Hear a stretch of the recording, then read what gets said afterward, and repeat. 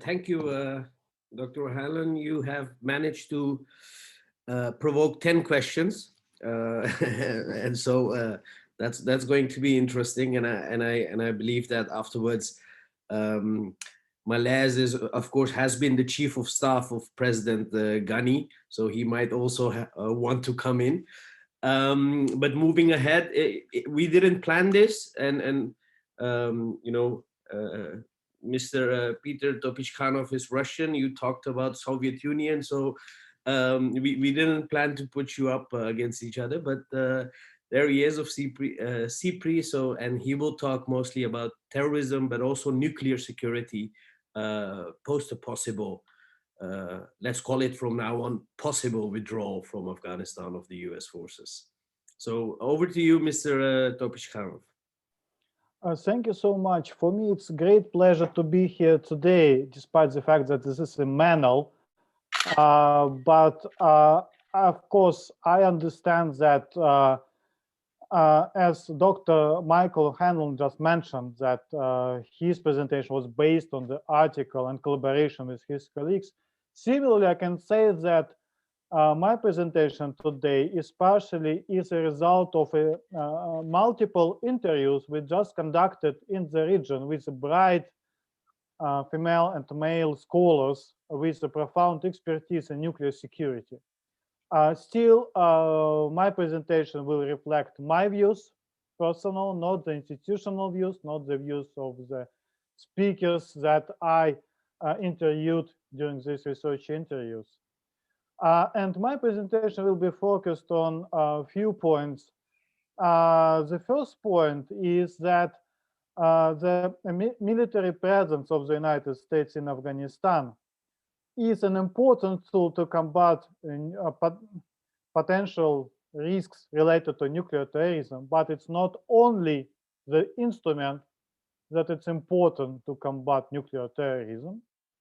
But before explaining why and what is similarly or sometimes more important to combat these risks, I would like just to remind what kind of terrorism I mean when discuss nuclear terrorism. So there are several aspects of the nuclear terrorism. The first one is building something like an improvised nuclear device. The second is hijacking and using a nuclear device built by other countries. And the third type of nuclear terrorism is radiological terrorism. It's something like attacking nuclear facilities of peaceful or military purposes, or using radiological materials, not only uranium and plutonium, but also radiological materials in use for medical purposes. But it's not only about possessing radiological materials. It's not only about attempts to build a nuclear device or something like a dirty bomb, but it's also about threatening of using this stuff against civilians, against the state, to convince the state to act in this way or another way. So it's about a large, a long list of possible threats.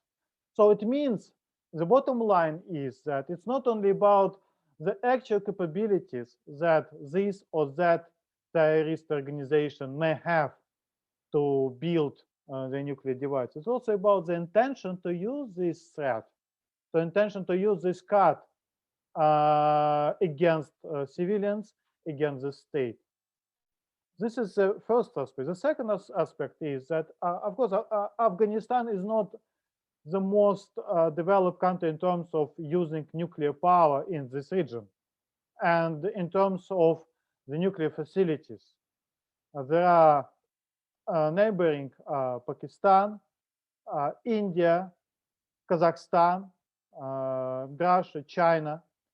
And so in this way, I would like just to say that in the same way as Afghanistan is positively described as a center, potential center of a transport hub for the large Eurasian region, In the same way, Afghanistan may be used as a point where the transport routes of illegal staff may meet, or may be used by illicit actors and groups for criminal or terrorist purposes. And this, and from this point of view, it's very important for the region to collaborate with inside, to provide intelligence data, to exchange best practices about protecting borders, protecting transportation routes. And I will describe a little bit these requirements later. So from this point of view, what the change may be related to the potential withdrawal of the United States from Afghanistan.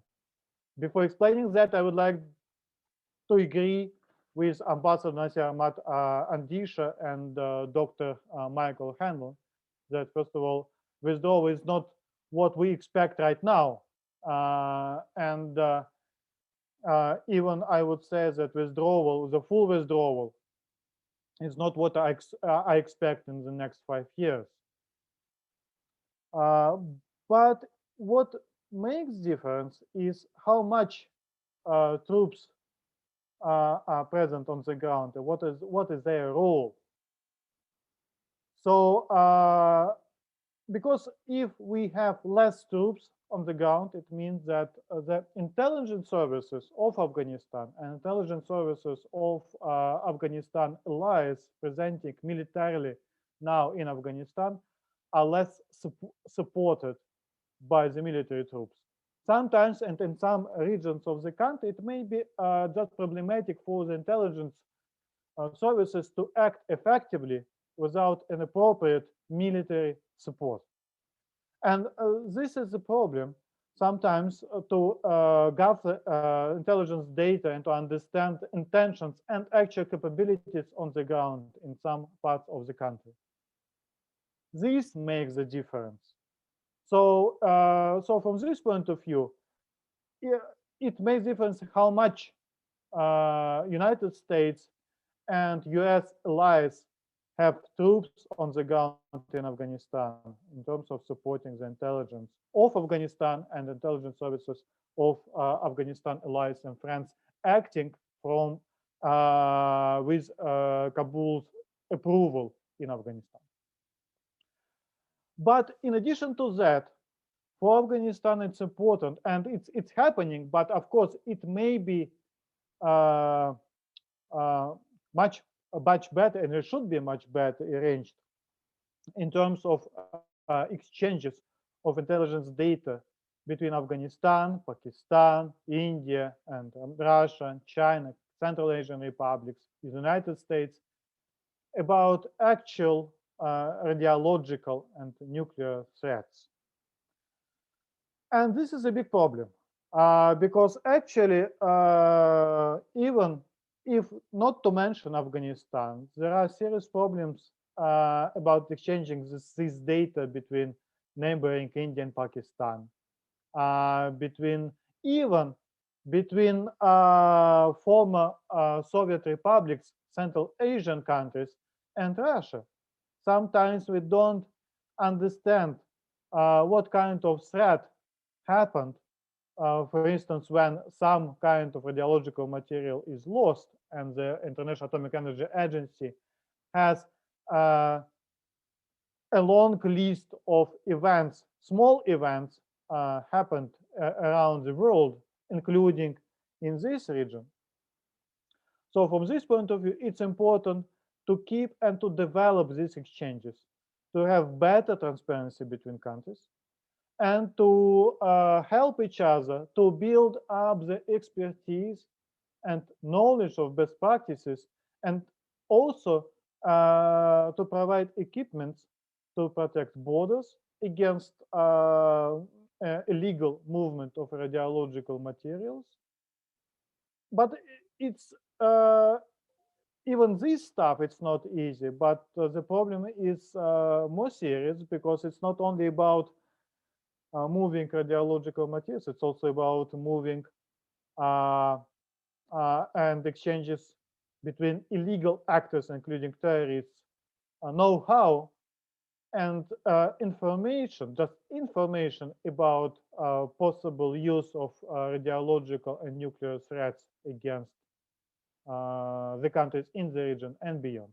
So it means that these countries, I mean Afghanistan, Pakistan, India, Russia, China, United States, they should develop cooperation in cyber area to exchange data, how to detect these flows of information.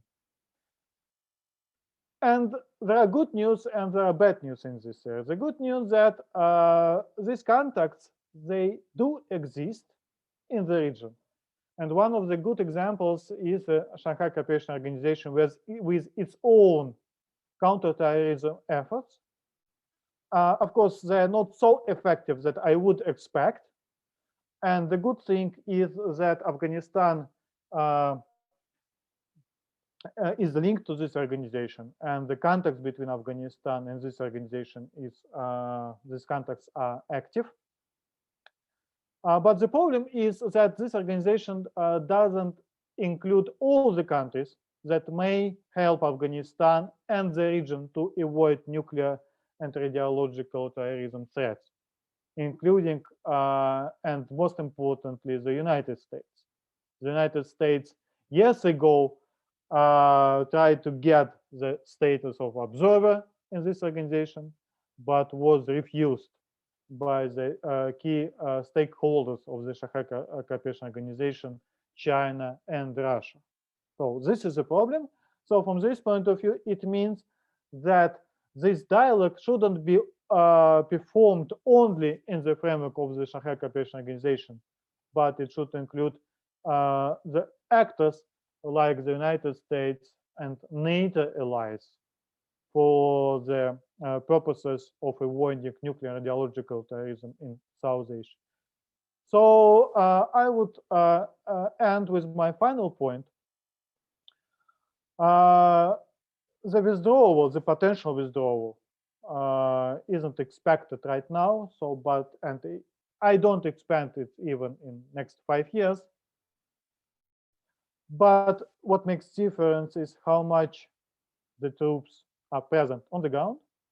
And in addition to the military support of intelligence efforts of Afghanistan and its friends and allies acting in Afghanistan, the regional cooperation should be expanded using existing frameworks of the Shanghai Cooperation Organization, but also the activities beyond this platform, despite the fact that we have very bad relations between Russia and the United States, Russia and NATO. That these contacts should be expanded for the purposes of combating terrorism, including radiological and nuclear terrorism. Thank you so much.